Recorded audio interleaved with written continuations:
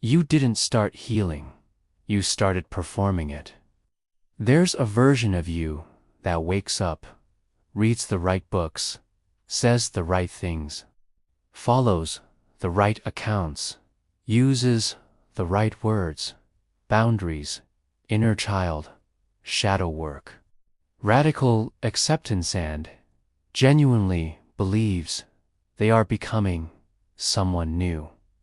But underneath all of that language, underneath all of that awareness, the same wound is still bleeding quietly in the dark. And here is the part nobody says out loud. The ego doesn't fear healing.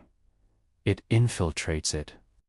It takes the tools meant to destroy it, wraps itself in them, and calls that transformation. And you, the one who has been working so hard on yourself, you may be the last person to see it. Think about the people in your life who talk the most about growth. Not the ones who are silent, the ones who announce it, the ones whose healing has an audience. Now, think about yourself. When you started this journey, who were you doing it for? Be honest, not the answer that sounds good, the real one. Because there is a very specific kind of pain that comes from doing all the right things and still feeling hollow. Most people assume the hollowness means they haven't done enough. So they go deeper, they journal more, they meditate more, they consume more content. They buy another course, read another book, have another breakthrough, and they stay exactly where they were. This is not a failure of discipline. This is a trap. A very intelligent, very seductive trap. And the terrifying part is, the trap looks exactly like the path out. Imagine a man, intelligent, introspective, quietly suffering. He grew up where love was conditional, where silence from a parent meant disapproval.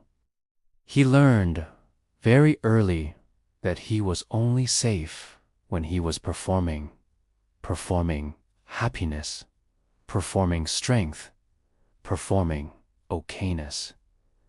He grows up.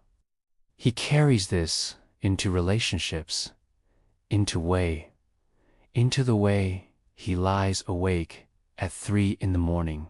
reviewing conversations. And then something breaks. A relationship ends. A grief arrives. He discovers therapy, philosophy. The wound has a name. The pain makes sense.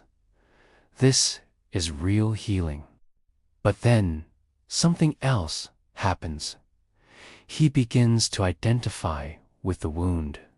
He talks about his trauma with a fluency that stops being vulnerability and starts being armor.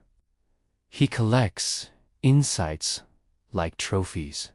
He knows about the nervous system, the freeze response, the fawn response, and he still uses every single one of them.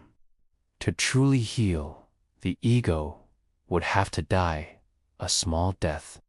It would have to release the story it has been telling.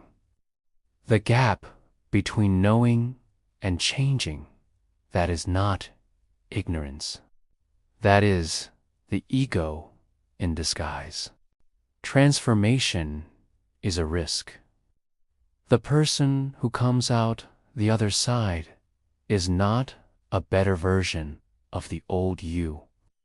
It is someone different, the healer who needs to heal others. They are not healing. They are building a more sophisticated version of the original wound. The ego cannot dismantle the ego. It can observe it, narrate it, build maps of it, but it cannot dissolve itself. Real healing is not something you can show anyone. It looks from the outside a lot like disappearance. Silence is where real transformation lives. Not the silence of avoidance, but of presence. Simply a body with a heartbeat. Watch when the ego wraps itself in humility and calls it growth. Watch when your journey becomes a brand. The ego will always love the version of healing that makes it stronger. The only healing that matters makes it quieter.